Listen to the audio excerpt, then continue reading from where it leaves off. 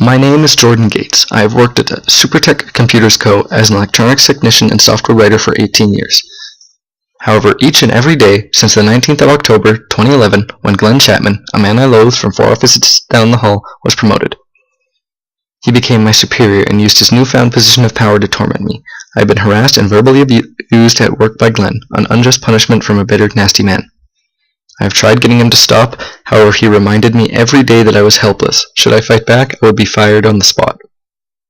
I have tried everything from contacting the company's CEO, Mr. Jackson, to looking for other jobs, neither of which were successful. I figured I only had one option. I had to be promoted. If I held a position equal to or greater than Glenn's, it would be free from abuse. I worked hard. I stayed at the company late at night, developing new software and hardware for the company. Weeks passed. Horrible weeks. It seemed every day Glenn would be more brutal in his verbal attacks.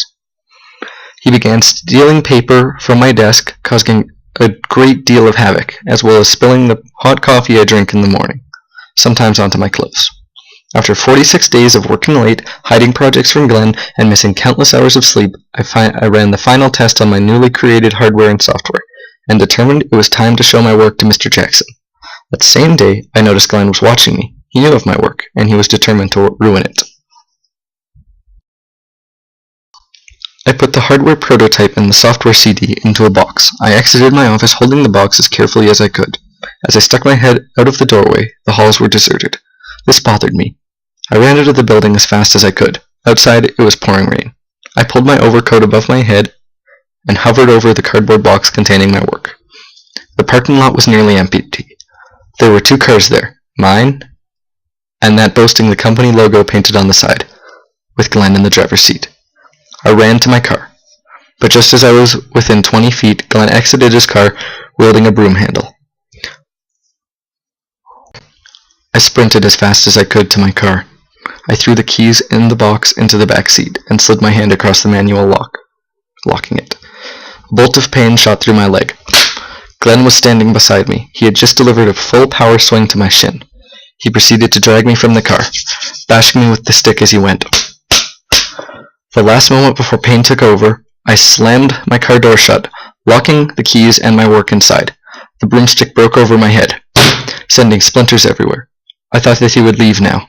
That the weapon was broken, I could retrieve the spare key hidden under the webcam in my office. Glenn laughed after one more strike to the head. I fell unconscious. When I awoke the next day, I was in the general hospital. I had needed 6 stitches to my head and 4 on my leg. I had been found by a co-worker who forgot his briefcase at the office complex and saw me bleeding in the parking lot. Oddly, even with my injuries, I felt no pain. I had the strength and could move on my own. I left the hospital later that day and went straight to the office. Glenn was in his large office at the front of the hall, being interrogated by police officers.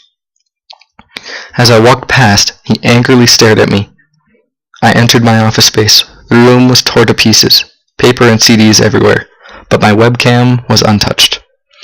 I retrieved the key and drove directly to Mr. Jackson's office downtown. I staggered inside and marched directly into Mr. Jackson's office. I dropped the box on his desk and told him I desperately needed him to take a look at my projects. He looked up from his desk with an irritated look on his face and said, "I'm a busy man, Jordan. If I took the time out of my day to help everyone who asked, I wouldn't be an executive. Please make an appointment. I will see you later in the day." He went back to work. In that office, I did something I have never done, or even thought of doing. I corrected my posture and looked at Mr. Jackson directly in the eye and said, "No." He stopped what he was doing and asked, "Do you have any idea what you're doing, Jordan?" I answered honestly. I told him of the abuse from Glenn and demanded he look at my projects at that moment. After an hour of explaining how the hardware worked and how the software complemented it, Mr. Jackson made his decision. He looked me in the eye and said, "This has potential to make the company a lot of money." He extended his hand and dropped a set of keys in front of me. "The large office on the 2nd floor is now yours. Your new title is President of Hardware and Software." I left the office with a grin on my face as I drove to the office complex, thinking of what I could do. I held the cards over Glenn now. I could get sweet revenge by reclaiming the company's car and downsizing him, or even firing him. When I reached my new office, I noticed a filing cabinet inside containing all of the records of each employee. I flipped through it until I found Glenn's profile. When I read it, it shocked me. This is where the anger was coming from. On the 17th of October, 2011, 2 days before he was promoted, Glenn was diagnosed with brain cancer, and his request to use the company's insurance was denied. I realized Glenn was acting out of anger. The file said he would be dead within 5 months. Without treatment, I was conflicted. The man had been tormenting me and making my life hell, and now I was in a position to help him or kill him. But would I? After a day of debating in my mind, I knew what I had to do. I pulled as many strings as I could from my new position and finally managed to get Glenn the coverage for his treatments.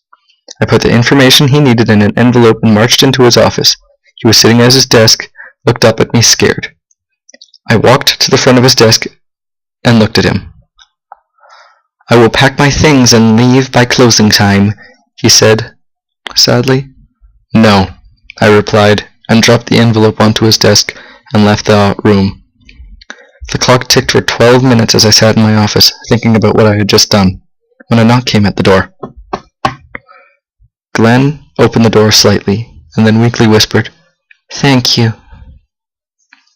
After months of treatments, Glenn finally recovered from his brain tumor. Glenn and I became friends. We put the past behind us and started each other a better life. I am currently the CEO of Supertech Computers Co., and Glenn is the VP, and the company is running better than ever with our newfound teamwork.